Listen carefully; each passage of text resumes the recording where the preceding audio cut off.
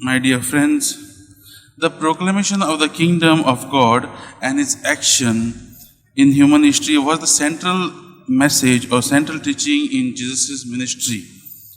And we see that also in his first appearance.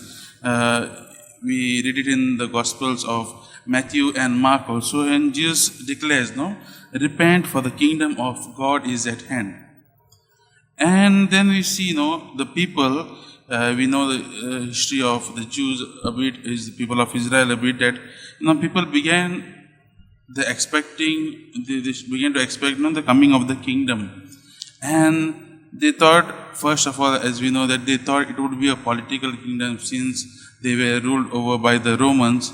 So they thought, no, that is the kingdom of God means a political kingdom, a Messiah will come, a political Messiah will come, and he will drive away all these Romans and set Israel free. That was the kind of thinking which the Jews had. And we see that, then they saw that this thing was not happening, and they become very impatient, and they keep on asking or demanding from Jesus. And today's gospel we see that the Pharisees asked Jesus when the kingdom of God is going to be coming, or when it is going to come. And Jesus surprises them with this answer, saying that the kingdom of God is not something to be observed. It will not come like it's not a material thing that we can see it here or there or in other place. But it is something that has to come from our hearts. Now Jesus is talking about the kingdom of God, which is very different. It's not a kingdom which is the real kingdom where there's a king who rules in a country and all that thing, in a certain place and all. But it's a kingdom where God's will and the precepts take first place in our heart. It is a kingdom which will uproot the stronghold of sin in our hearts and make us men and women who are the lights of the earth, who are the salt of the earth, changing the face of the earth. And that is what Jesus is trying to tell, that the kingdom of God has to be born through our hearts. It is, and many times in the Gospels also we see Jesus referring to this kingdom with a seed. In other parables, only see the kingdom of God is like a seed, and we know a seed does not make any big noise when it grows.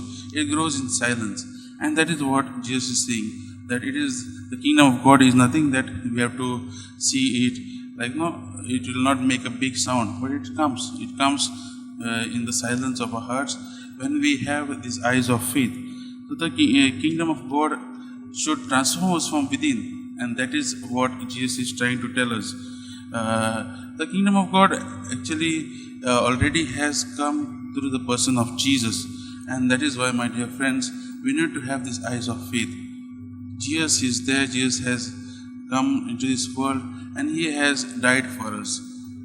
And He has given us everything. And in every day of our life, we encounter Jesus in different things. Firstly, in our sacraments, in the Holy Eucharist, in the Word of God, we read the Bible, and that is how Jesus speaks to us. My dear friends, the kingdom of God is there, and we only need the eyes of faith to see it. It's not that it's a physical thing which we can see or observe, but it is something which has to be coming from our hearts. And that is what Jesus is trying to tell us. Jesus is trying to tell the Pharisees today in today's Gospel.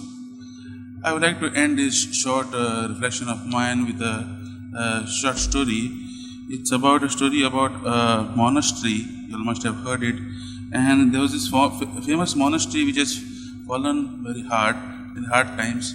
Earlier, formerly, this monastery used to be filled with a lot of monks, and there was a lot of kind of good vibes, when you entered the monastery, you had a very beautiful spiritual feeling when you entered the monastery, and many people used to come there earlier. But as time passed, very few more. There were not much vocations, and very few There were only few monks who were there, and they were praising and serving God with a very heavy heart. Now, close to the monastery, there was a small hut where a rabbi used to stay, and many people used to go to him for wisdom. And one day, the abbot or the superior of the monastery decides to go there and meet the rabbi to ask for some help. And the rabbi says, "You have come here to ask me help."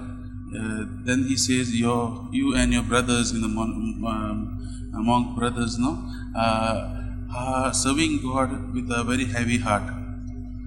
I will give you only one teaching," he says to the abbot, and he says that I will only give you one teaching, and you have to repeat it only once to your brothers, and then you should not repeat it again.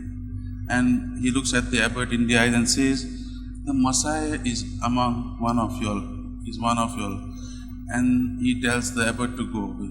The next day, this monk, the superior, calls all the brothers in the meeting room, and he says, "This is what the rabbi has told me, that the Messiah is among us, one of us." And from that time onwards, my dear friends, there is a change in the hearts of the monks. They start looking at the brother with a different vision. They start helping each other. They are kind to one another. And so the life begins. And that is what Jesus is trying to tell. It has to come from within our hearts. Their hearts change. The hearts of these monks change.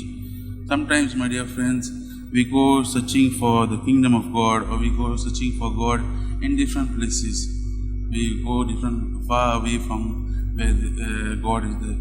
God is here among us. We only need the eyes of faith to see God and a change of heart. So let us pray for this. Let us ask God to come into our lives. Let us ask Him to give us that experience which will change our life, which will where our hearts will start growing with love, kindness, mercy, so that the kingdom of God, which Jesus speaks about in today's gospel, will grow and prosper.